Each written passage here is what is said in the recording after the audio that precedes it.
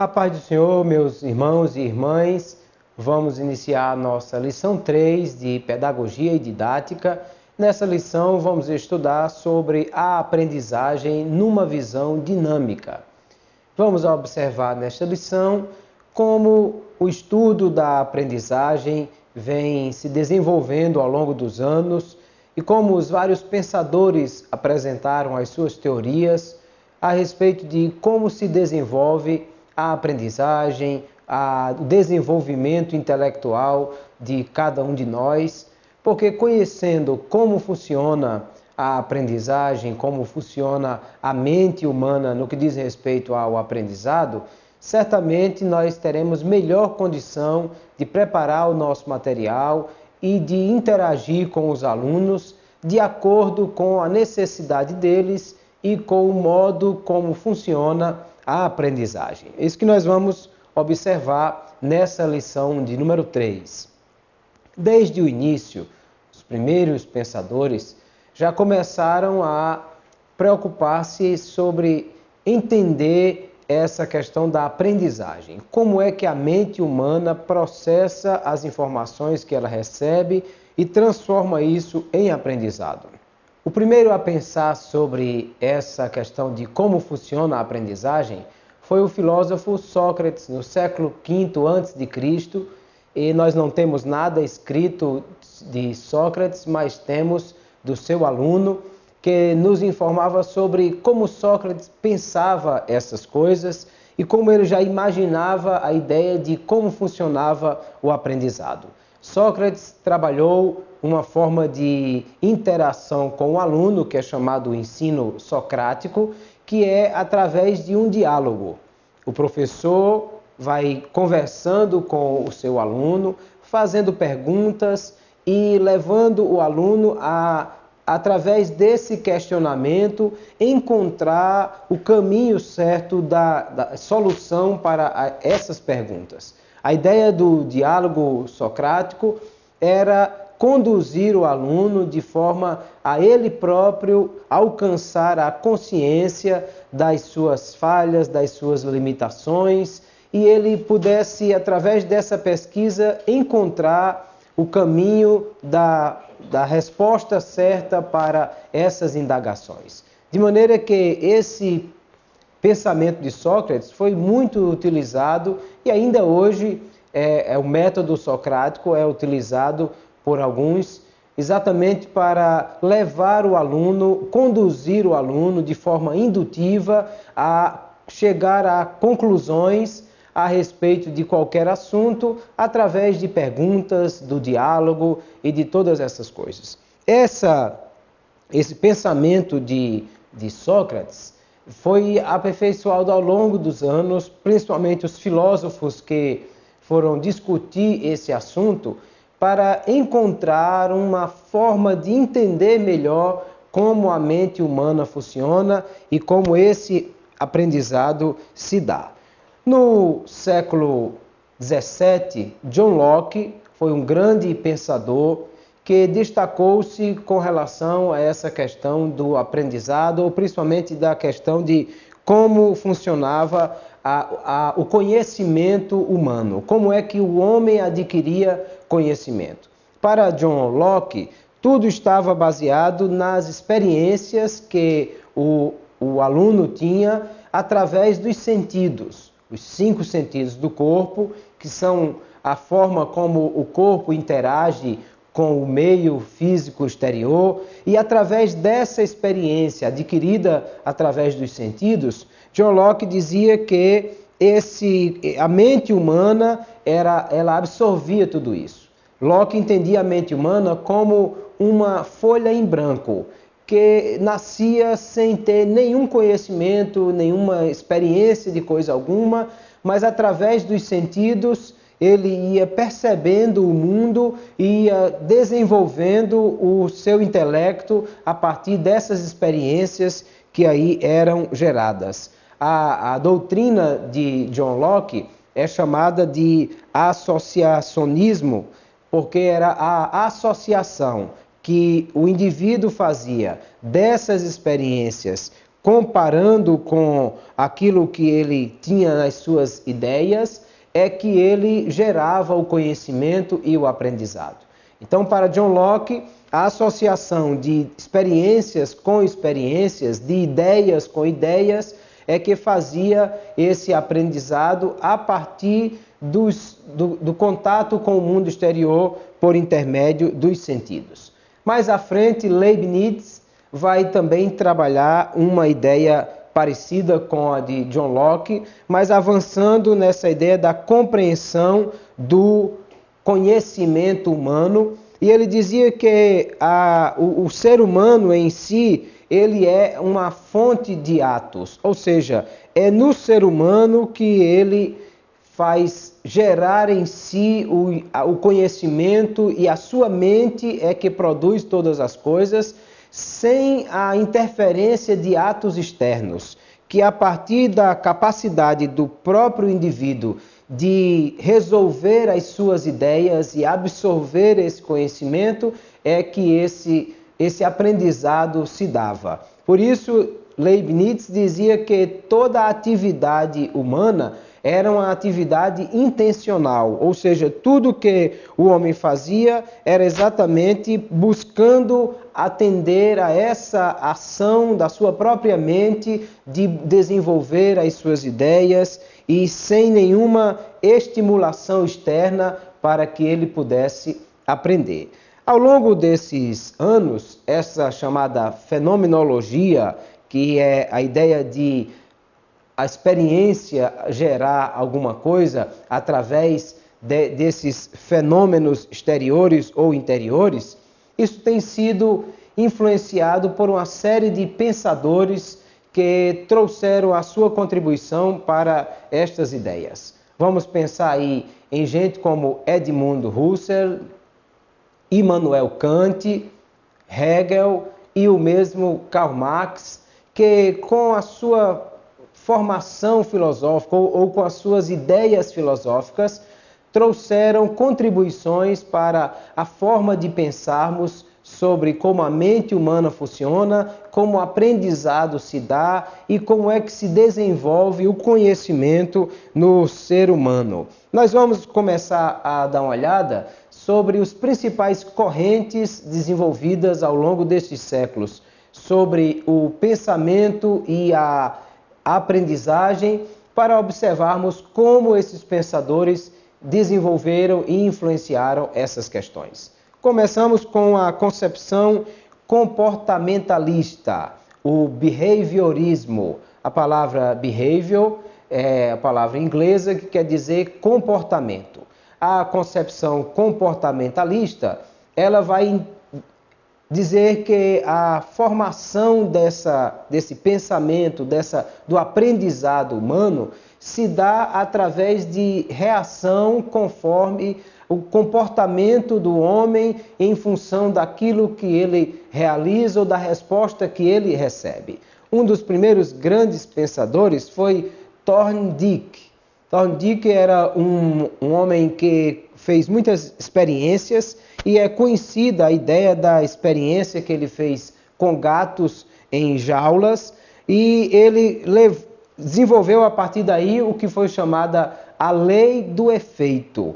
A lei do efeito era exatamente uma ideia de ele dar estímulos a esses gatos através de quebra-cabeças, de caixas que eram ali colocadas, e à medida que o gato aprendia a como mexer com aquilo que estava na caixa, ele aprendia como abrir a caixa e sair de lá. Era uma ideia mesmo de tentativa e erro, e conforme ele ia acertando como mexer, ele aprendia a abrir a caixa. E nas caixas seguintes, o gato já ficava mais habilidoso para saber abrir, porque a partir do seu comportamento anterior, ele gerava um aprendizado sobre como abrir as caixas seguintes. Então, o behaviorismo começou a dizer que o comportamento humano, a reação a essas coisas, é que gerava o aprendizado. E que as pessoas aprendiam a partir dessas experiências e do comportamento mediante situações difíceis, complicadas que eram colocadas diante dele. Também na linha behaviorista, Ivan Pavlov, mais ou menos na mesma época, começou a fazer experiências na Rússia com cães. E as experiências que ele fazia eram experiências com campainhas e comida. Então, o que ele fazia? Ele tocava a campainha sem oferecer comida ao cão. Depois, ele tocava a campainha e oferecia comida ao cão. E todas as vezes que ele oferecia comida, ele tocava a campainha. E a partir de várias repetições, quando ele tocava a campainha, o cão já salivava. Então ele imaginou que era exatamente uma associação que o cão estava fazendo. Ele chamou isso de condicionamento clássico. Como o cão associou que campainha era ouvida todas as vezes que comida era oferecida, então quando ele ouvia a campainha tocar, ele já entendia que ia receber comida e na expectativa de receber comida, o cão já salivava e ele experimentou isso como uma forma de entender que essa salivação era desencadeada por esse estímulo exterior, a partir desse comportamento previamente condicionado que ele já tinha feito através das experiências com as campainhas. Pavlov então concluiu que as experiências poderiam ser controladas e o conhecimento, o aprendizado poderia ser gerado a partir de provocar essas experiências, conduzindo ou condicionando isso de acordo com o que quisesse ser feito. Dentro dessa ideia do condicionamento, um outro cientista, filósofo vai se destacar, que é Skinner. Skinner nasceu em 1904, é um americano, e ele começou a fazer experiências com ratos. As experiências eram semelhantes àquelas anteriores que foram feitas. Os ratos eram colocados em uma caixa, na caixa havia como uma espécie de alavanca, e aquela alavanca acionava um mecanismo que abria a porta para a comida. Então o rato começou a experimentar aquilo e perceber que todas as vezes que ele pressionava a alavanca, comida aparecia. Logo, quando o rato comia e já queria comer mais, ele já sabia que indo lá e pressionando a alavanca, a comida aparecia. Daí Skinner vai desenvolver exatamente essa ideia de que o rato ele passou a ter um comportamento, a ter ações que foram condicionadas de acordo com as suas necessidades atendidas. E ele chamou isso de condicionamento operante. Todas as vezes que ele oferecia a comida ao rato, era como consequência de um comportamento do rato que foi estimulado ou condicionado de acordo com aquilo que ele queria fazer. Logo, ele entendeu que o aprendizado do ser humano também estava relacionado a isso. Quando o bebê jogava alguma coisa no chão, aí ele ouve a pancada e alguém dá uma risada ou tem um susto, aí ele joga aquilo de novo e a pessoa reage do mesmo jeito, e aí o bebê se estimula e ri e acha bonito, porque ele aprendeu que jogando aquilo no chão, ele condiciona um comportamento e uma reação que ele já espera que aconteça, porque ele aprendeu que uma coisa está relacionada à outra. Portanto, Skinner entendia que dentro dessa ideia o comportamento gerava um aprendizado e esse comportamento necessitava de um reforço.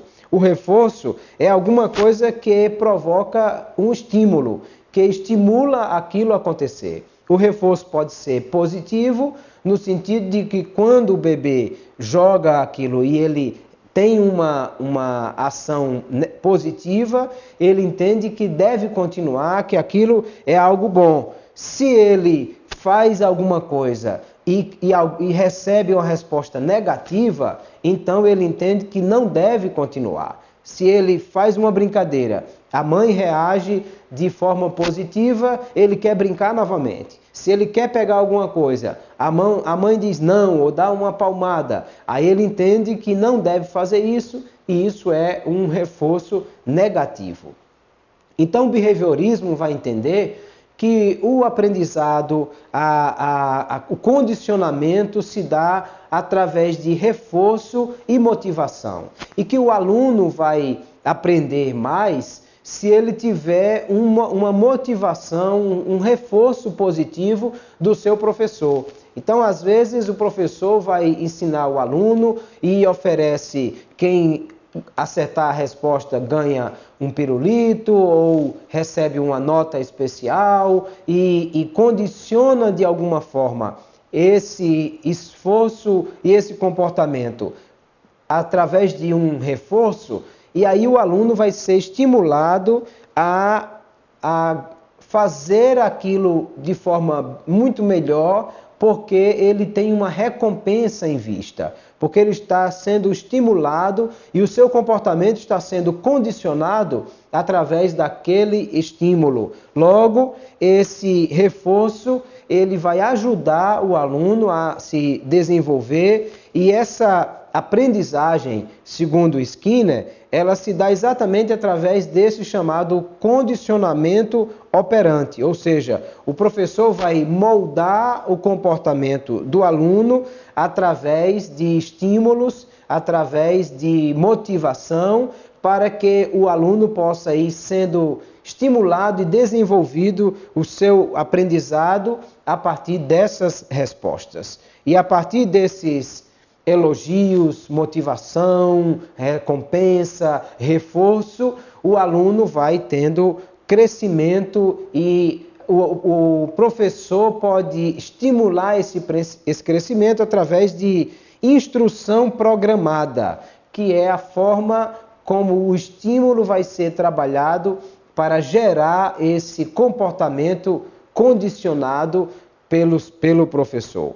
A aprendizagem aí logo é algo que responde a esse estímulo e é o que é semelhante ao condicionamento clássico de Pavlov, com a diferença que Skinner entendia que se podia controlar esses estímulos através das respostas que queria se obter pelo comportamento do aluno. Logo, dentro dessa concepção behaviorista, um outro pensador vai acrescentar a esse pensamento, que é Hopper Gardner, e ele vai dizer que ele se declara um behaviorista neo-skinneriano, ou seja, é um behaviorista que segue as ideias de Skinner, mas com alguma coisa nova, e a sua forma de ensino, ou a maneira como ele entendia que a aprendizagem funciona, era através de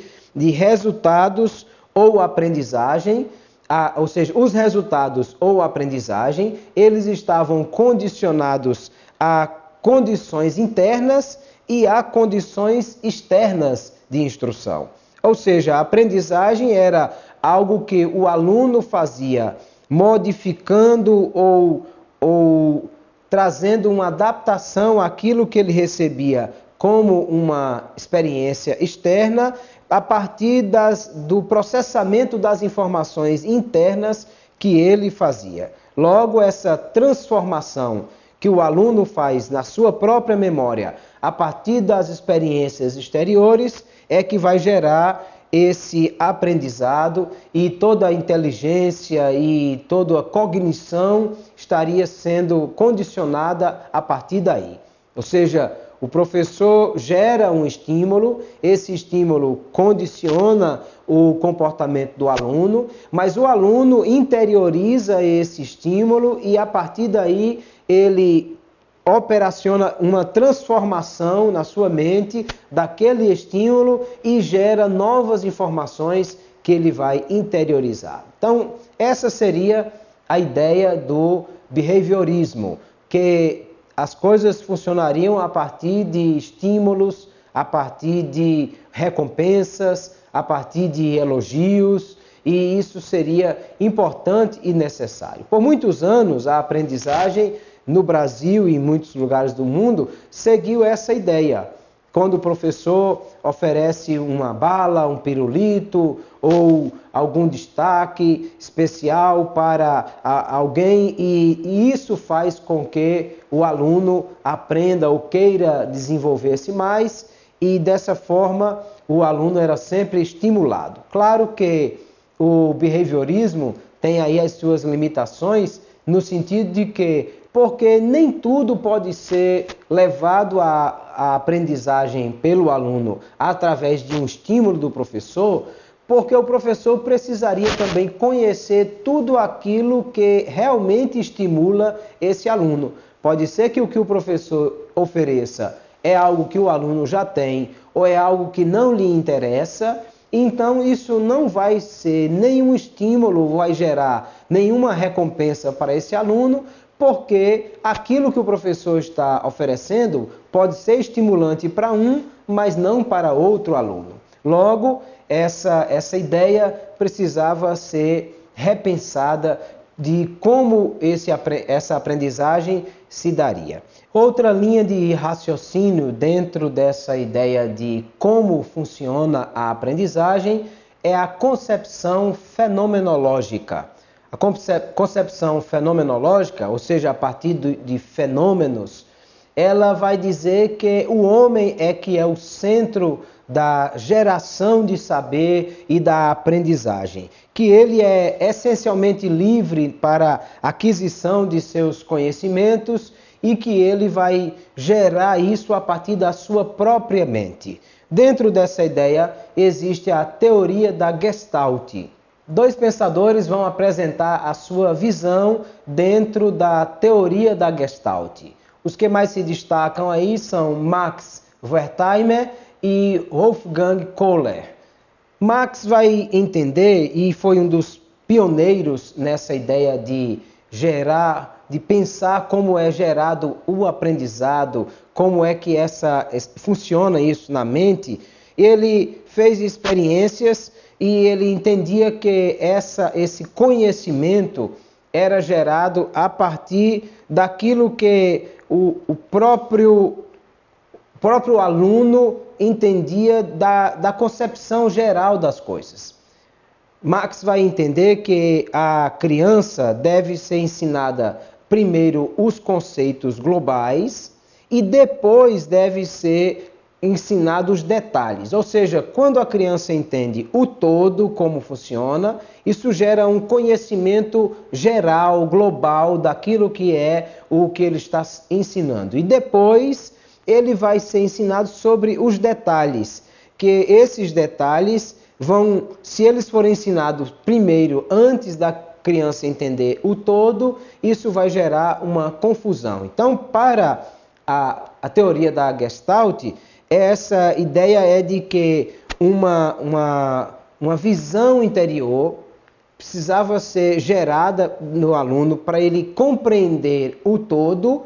A partir daí, ele vai entender as partes, e com a aprendizagem dependia simplesmente do entendimento do todo para a compreensão das partes, e não apenas uma acumulação de ideias e de respostas certas e erradas que eram geradas através de tentativa e erro.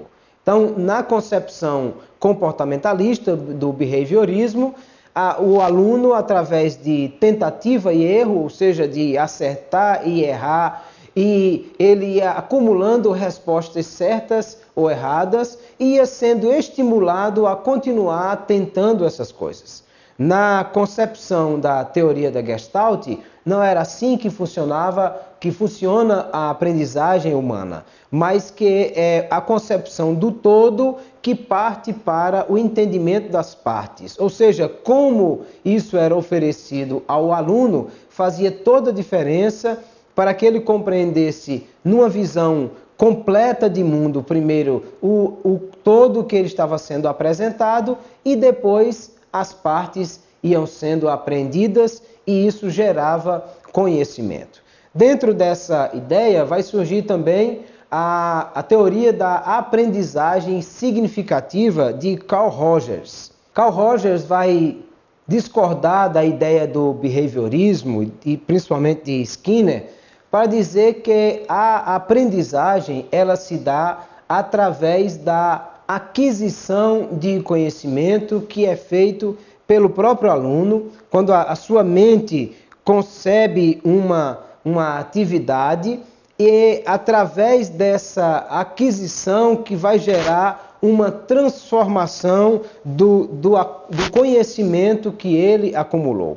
Ou seja, o processo de aquisição vai gerar a transformação do seu entendimento para que ele possa conceber em sua própria mente o que lhe está sendo ensinado. Logo, a aprendizagem significativa, ela vai dizer que o aluno é o centro dessa concepção, porque a partir da sua mente e do processo de transformação que o próprio aluno faz daquilo que lhe é dado, é que ele vai gerar o aprendizado. E que, portanto, o professor ele precisa apenas entender como oferecer ao aluno essa ideia e esse conhecimento, a fim de que possa facilitar essa transformação que o aluno vai fazer a partir daquilo que a sua mente vai adquirir. Que é necessário, portanto, no pensamento de Carl Rogers, seria necessário uma mudança na estrutura de ensino para que nós pudéssemos oferecer ao aluno um aprendizado dentro daquilo que é a sua capacidade de transformar o que ele recebe, e isso seria através de uma forma organizada de pensar e fornecendo ao aluno uma estrutura mental que facilitasse essa mudança, essa transformação daquilo que ele já conhece para aquilo que ele precisa conhecer.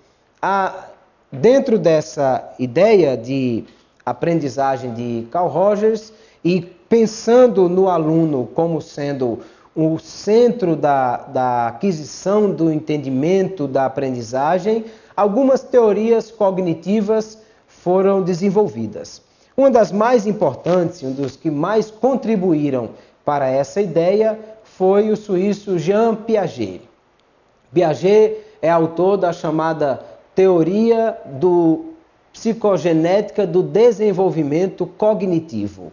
Ou seja, nós estamos falando de cognição, que é a capacidade do ser humano de gerar o aprendizado a partir do desenvolvimento mental de todas as informações que ele recebe, e que esse desenvolvimento cognitivo, segundo Piaget, se dava através das questões de como a mente humana funciona em cada momento da sua vida. A formação de Piaget era voltada para a área biológica.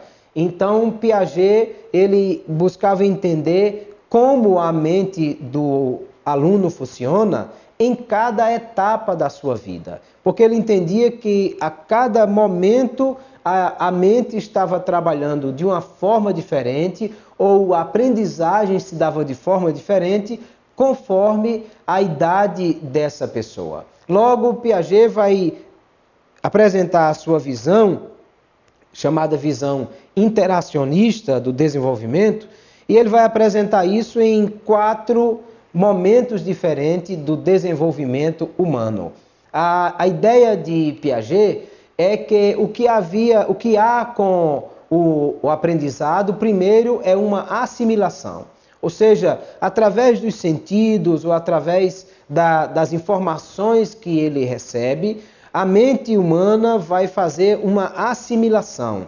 vai absorver aquilo que ele está sendo oferecido e adaptar àquilo que ele já sabe.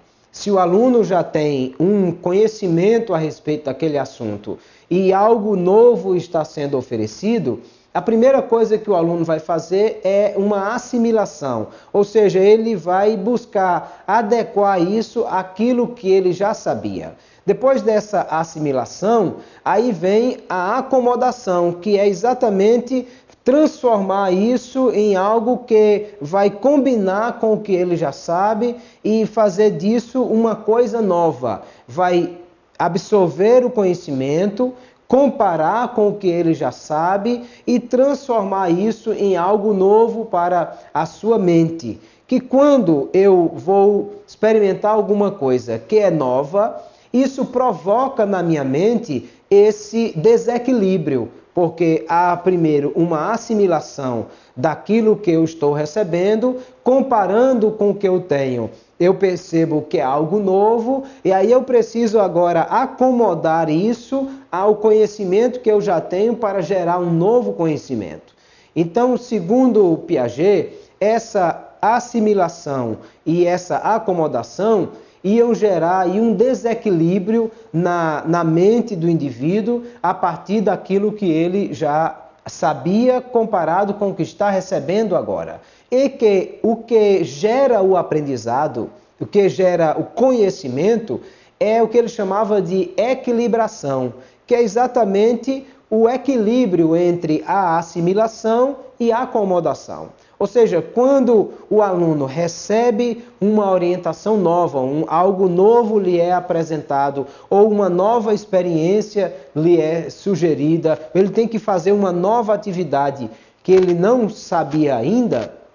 Então, esses três processos acontecem na mente desse aluno. Primeiro, uma assimilação do que ele está recebendo, comparado com o que ele já sabe, uma acomodação, isso gera um desequilíbrio, e quando ele busca equalizar isso que ele já sabia com o que está recebendo e busca uma equilibração, aí isso sim é que estaria gerando o conhecimento, a aprendizagem na mente do aluno. E que isso tudo estava condicionado à faixa etária do aluno, porque para isso também haveria uma maturação. Ou seja, a ideia de Piaget é que nós deveríamos, entendendo que é assim que o aluno aprende, deveríamos oferecer um conhecimento, uma aprendizagem conforme a faixa etária do aluno.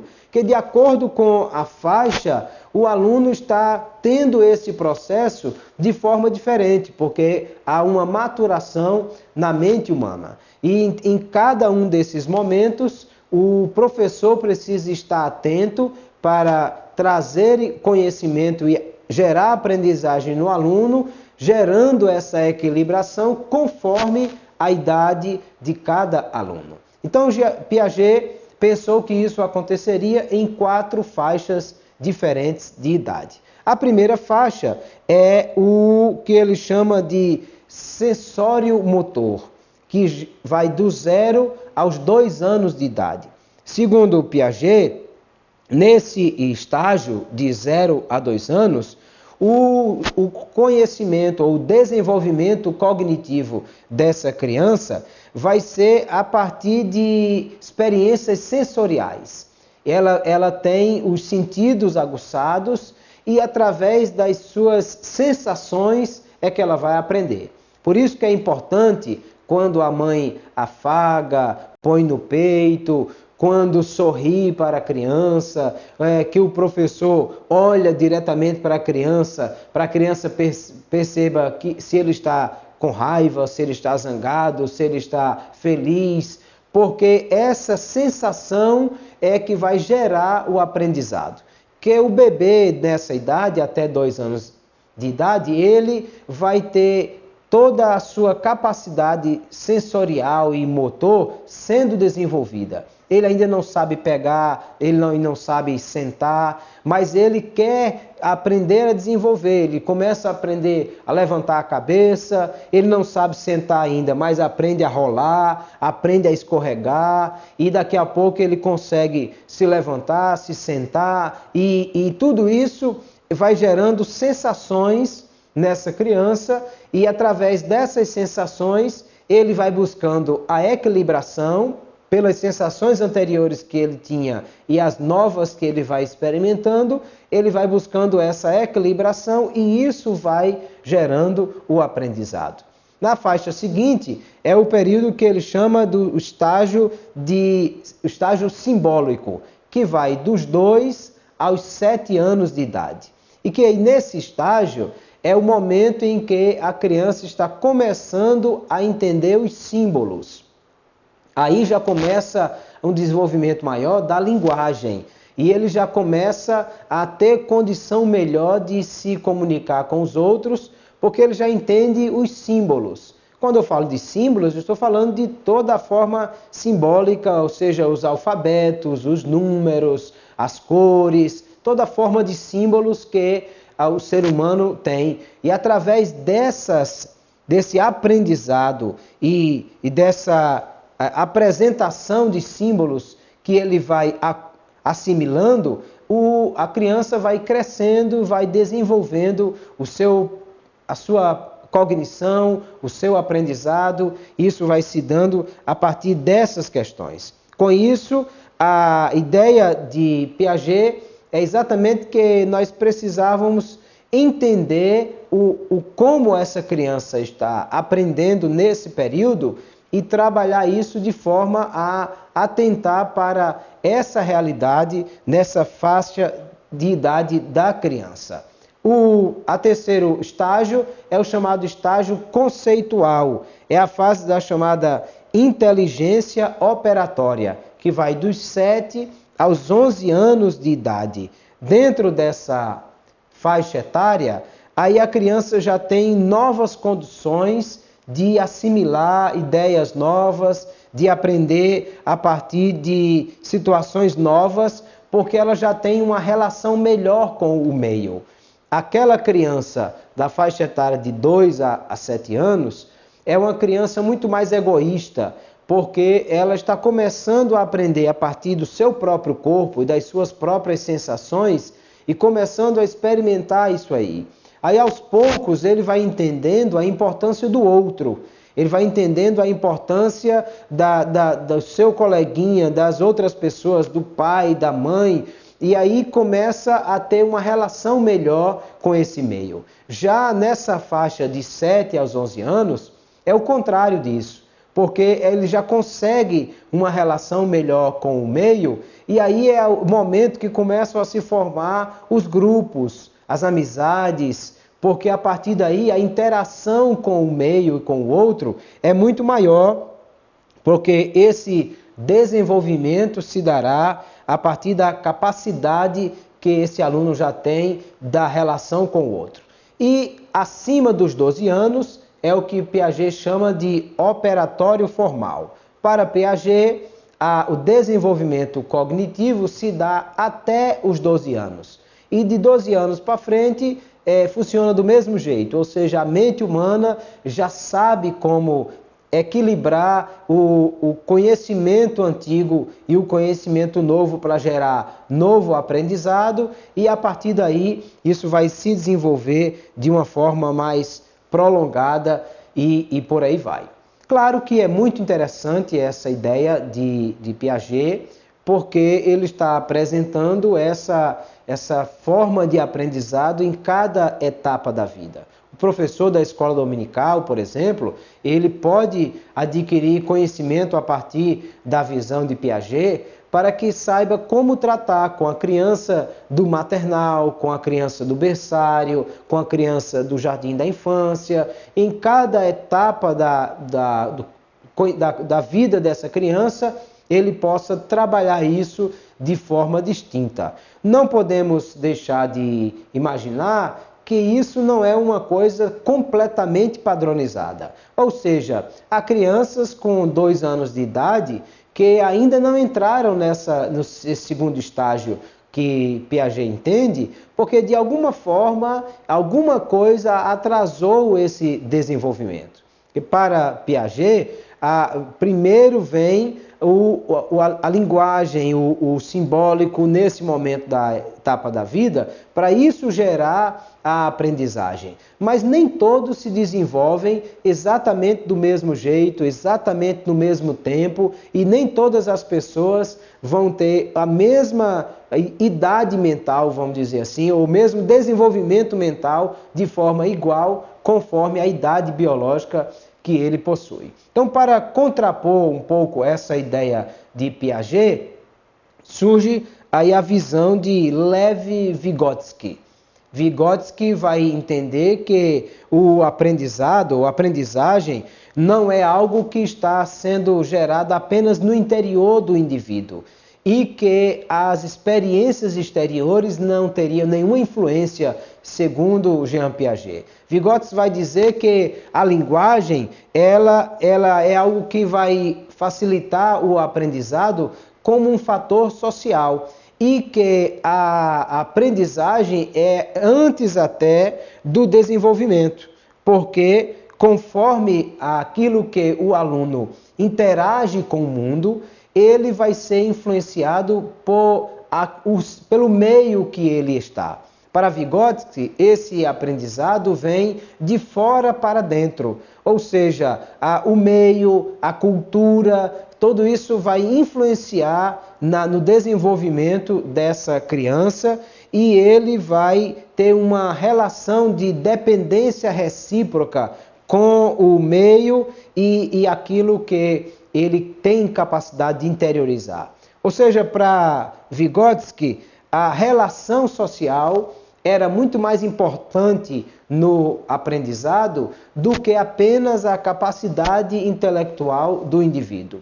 A grande divergência entre Piaget e Vygotsky é que para Piaget esse desenvolvimento é de dentro para fora, ou seja, a partir das suas próprias sensações e de suas próprias capacidades de assimilação e de acomodação é que o aluno desenvolve o aprendizado. Enquanto que Vygotsky vai dizer que esse aprendizado no aluno vai ser gerado a partir da sua relação social com o meio e que essa relação vai gerar uma dependência de crescimento conforme o meio e a cultura que é oferecida a esse aluno. Para Vygotsky, portanto, essa ideia da cognição é um processo de desenvolvimento a partir da interação que ele tem com o exterior. Por isso que para Vygotsky a linguagem é extremamente importante para o desenvolvimento e o aprendizado desse aluno, porque é o principal meio de interação social que ele vai ter. Dentro dessas ideias, novos pensadores surgiram para trazer contribuição para essas teorias cognitivas e, mais recentemente, tem sido muito estudado a ideia da aprendizagem significativa a partir da concepção de David Ausubel. David Ausubel é um americano, filho de judeus, e ele começou a desenvolver a sua teoria a partir dessa ideia que o conhecimento, a cognição se daria a partir de uma estrutura cognitiva que era apresentada ao aluno. Ou seja, que para o aluno aprender as coisas novas, ele teria que ser estimulado conforme os questionamentos que lhe fossem apresentados. Para David Ausubel, o professor nunca deveria começar uma aula apresentando uma definição de um conceito ou de qualquer coisa assim, mas sim apresentando sempre uma questão, uma pergunta. Porque quando o aluno é questionado, aí ele vai buscar entender o que vai gerar a resposta a essa pergunta e que o professor nunca deveria oferecer algo pronto para o aluno conceitos formados, mas ir gerando no aluno o desejo de construir esse entendimento a partir dessa estrutura cognitiva que é oferecida, que é montada, e ele entende que isso se dá através de fatores que ele chama de ampliação e refiguração. Ou seja, quando eu ofereço ao aluno alguma coisa que o aluno já sabe, isso não gera nenhum tipo de conhecimento ou de aprendizagem para esse aluno, porque ele já sabe isso. Mas quando eu ofereço ao aluno alguma coisa que ele não sabe ainda, o aluno vai receber essa informação e vai gerar algo novo na sua mente, ou seja, vai haver uma ampliação daquilo que ele já sabia. A partir dessa ampliação que o aluno vai fazer com o que ele já tem, aí ele vai gerar uma reconfiguração de toda a estrutura cognitiva que ele tem, ou seja, o que ele sabe vai aumentar, vai ser reestruturado a partir das novas informações que ele vai descobrindo. E dentro dessas ideias, um outro pensador que tem sido muito estudado também é Jerome Bruner. Ele é o pai da chamada psicologia cognitiva. E Bruner vai entender, diferente de Piaget, por exemplo, que essa ideia do conhecimento, da aprendizagem, é algo que vem a partir da linguagem e do conhecimento que é gerado, e para ele o pensamento e a linguagem são coisas distintas.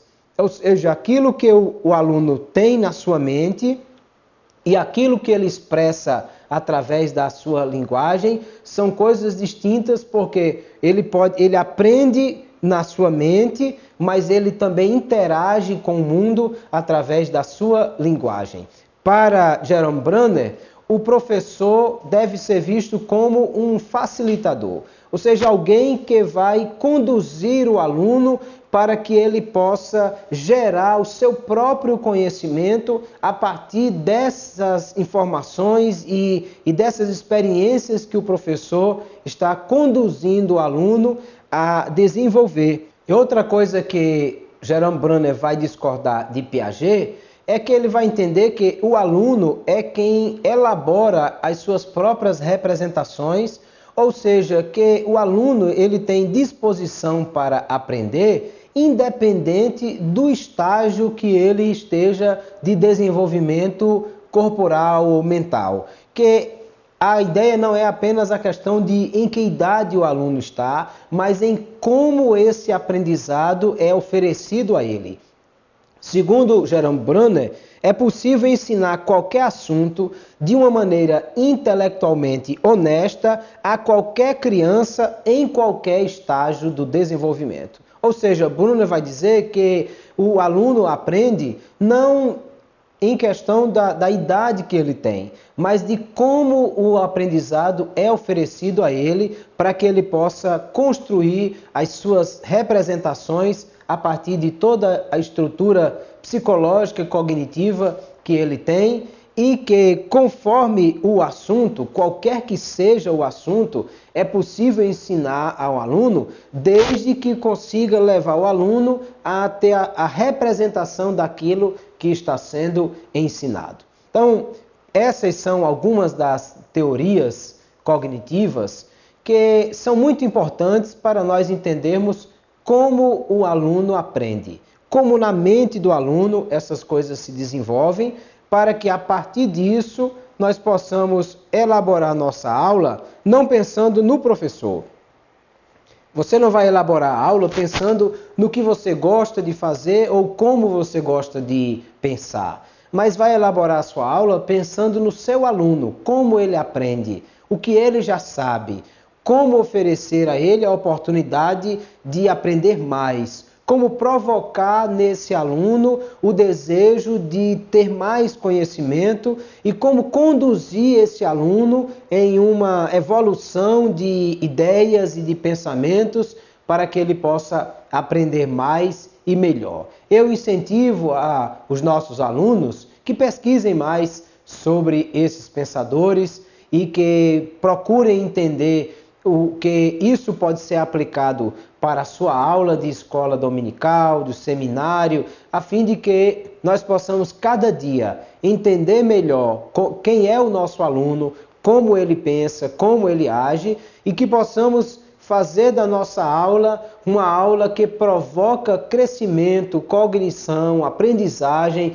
no nosso aluno, para que ele se desenvolva cada vez mais e melhor. Dentro dessa ideia de como o aluno aprende, é importante nós pesquisarmos também aquilo que atrapalha o conhecimento do aluno, aquilo que atrapalha o desenvolvimento mental do aluno. Logo, nós vamos estudar agora também problemas e dificuldades da aprendizagem, aquilo que traz dificuldade, porque nós podemos claramente identificar que nem todas as pessoas se desenvolvem exatamente do mesmo jeito.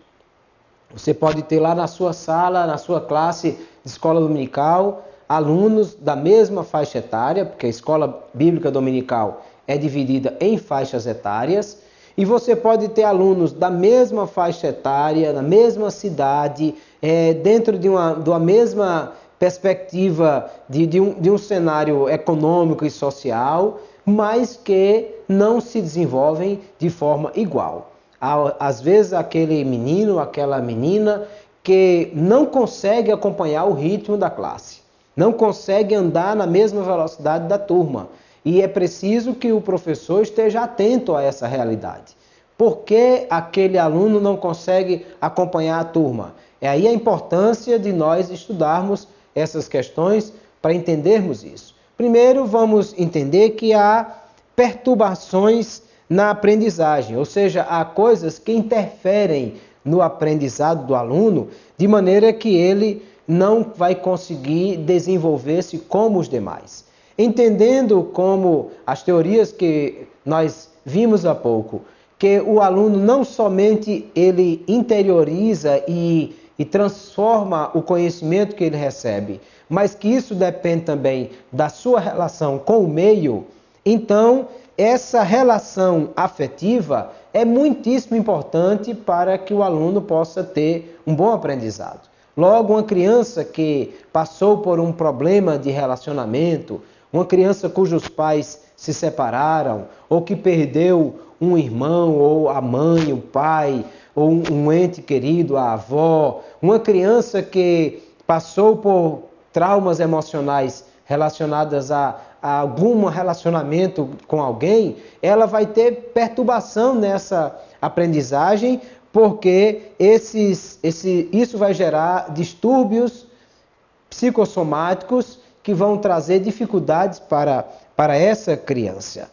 Vamos entender, inclusive, que cada criança tem uma maneira diferente de reagir a essas questões.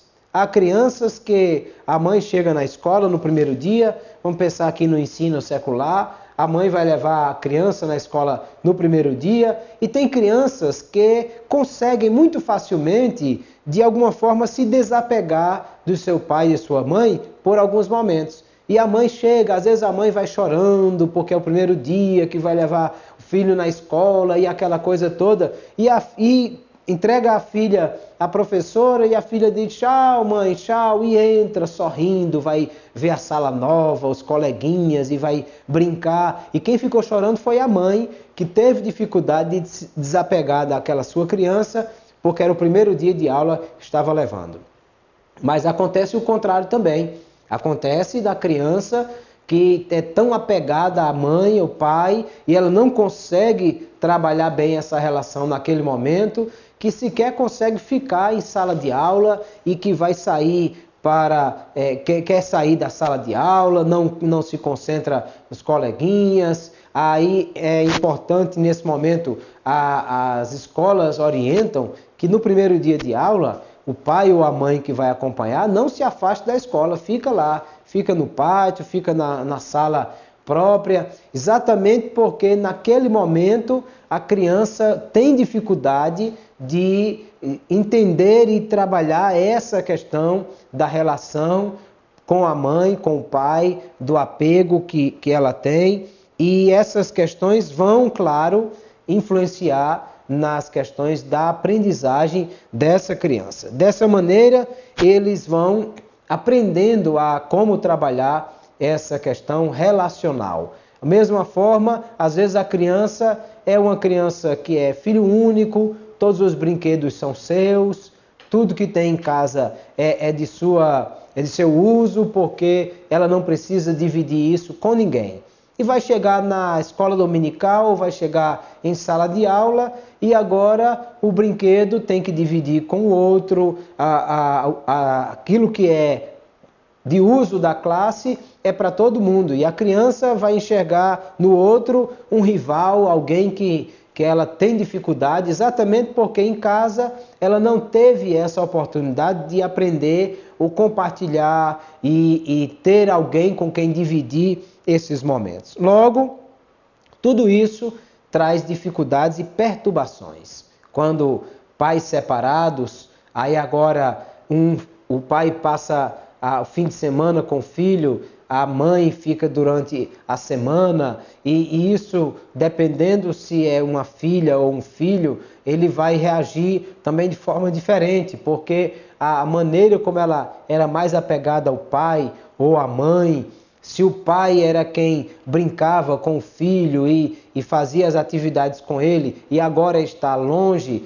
isso vai trazer muitas dificuldades. E às vezes, como disse, é o mesmo aluno, a mesma faixa etária, mesma condição social, financeira, mesmo bairro, mesma cidade, mas ele vai ter dificuldades porque essas coisas lhe trazem uma complicação na sua aprendizagem.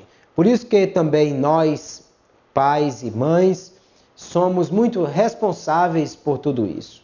Aquela mãe que é super protetora, que não deixa o menino fazer coisa nenhuma e faz tudo pela criança, e ela está prejudicando o desenvolvimento e a aprendizagem dessa criança. Porque naquilo que ele já devia saber e fazer sozinho, já ter conquistado a sua liberdade no sentido de ter condição de realizar sozinho essas coisas, ele ainda fica dependendo da mãe, porque é uma mãe superprotetora, um pai superprotetor, que faz isso pensando que é o melhor para o seu filho, o amor, o carinho, o cuidado que ele tem, mas que de alguma forma isso pode trazer prejuízo, na verdade, para a aprendizagem dessa criança, porque ele não desenvolveu a autonomia que deveria ter desenvolvido até essa faixa da vida, porque tem sempre alguém fazendo por ele o que ele deveria fazer. É importante que o professor entenda essas perturbações e conheça a realidade de relacionamento e vivência familiar de cada aluno, para que o professor também possa interagir com tudo isso e ajudar o aluno a enfrentar essas dificuldades.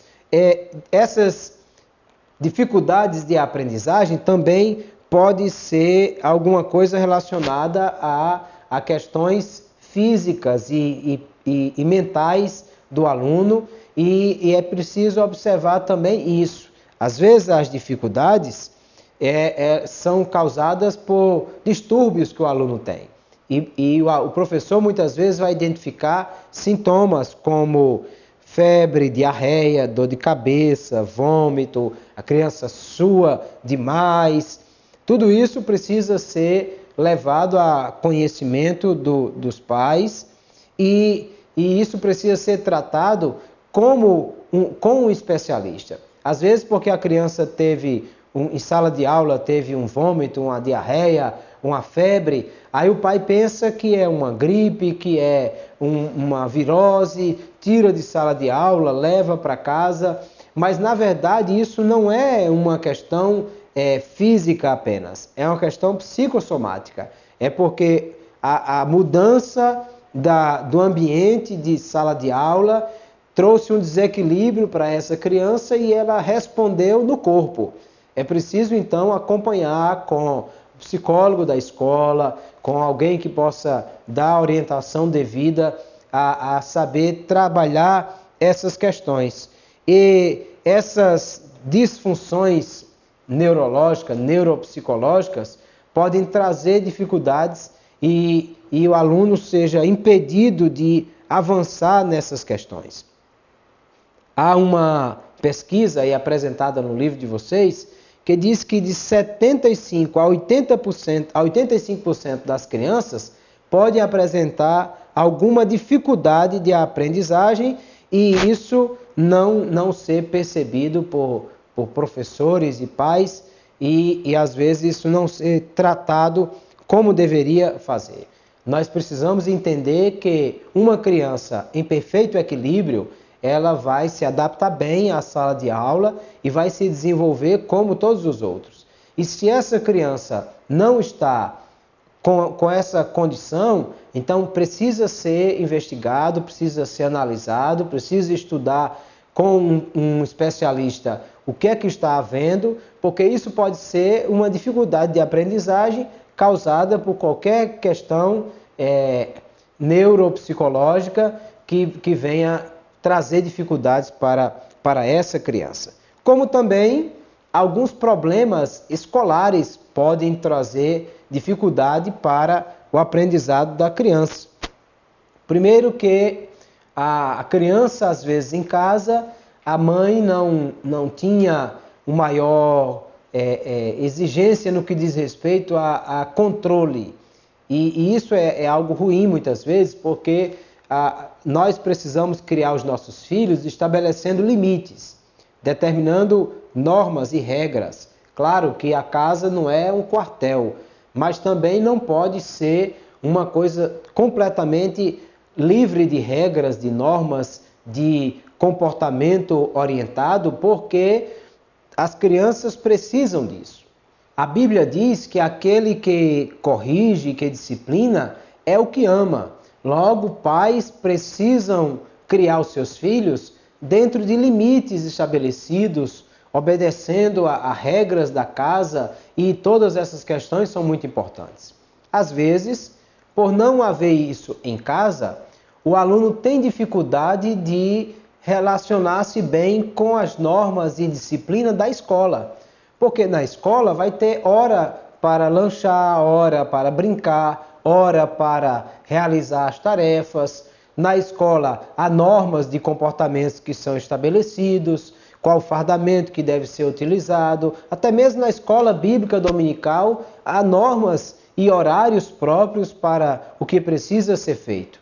Se a criança não teve isso em casa, aí ela vai ter dificuldade na escola, porque ela tem dificuldade em seguir normas, em obedecer regras, porque isso não vem sendo trabalhado nessa escola. Por isso mesmo é que essa questão aí precisa ser vista. Às vezes a relação com os colegas e hoje tem sido muito trabalhado essa ideia do bullying, ou seja, a maneira como as pessoas reagem a uma dificuldade de relacionamento na escola, em sala de aula, e às vezes há pessoas que não têm nenhuma dificuldade com isso. Alguém diz uma brincadeira, uma piada ou qualquer coisa assim e ele consegue levar numa boa, diz uma piada com o outro também e está tudo resolvido. Mas outros não.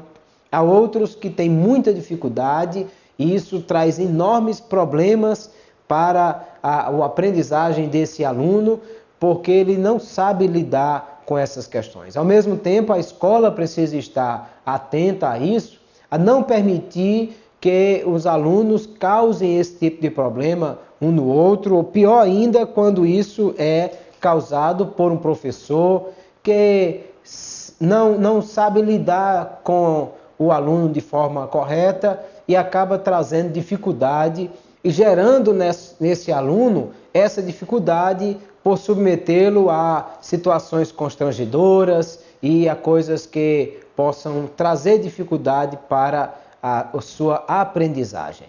Logo, professor e pais precisam estar atentos a essa questão, a direção da escola precisa estar sempre oferecendo treinamento e reciclagem aos professores para que eles possam compreender bem essas questões e nós precisamos cada dia aprender mais sobre como funciona a mente do nosso aluno, como ele se desenvolve, a fim de que, como professores, nós possamos elaborar as nossas aulas pensando no crescimento, no desenvolvimento do nosso aluno e possamos encontrar, com a ajuda de Deus, a melhor forma de gerar uma aprendizagem sadia e que possa cada dia contribuir para que os nossos alunos sejam alunos melhores, bem desenvolvidos e crescendo cada dia na graça e no conhecimento da palavra de Deus. Obrigado a todos.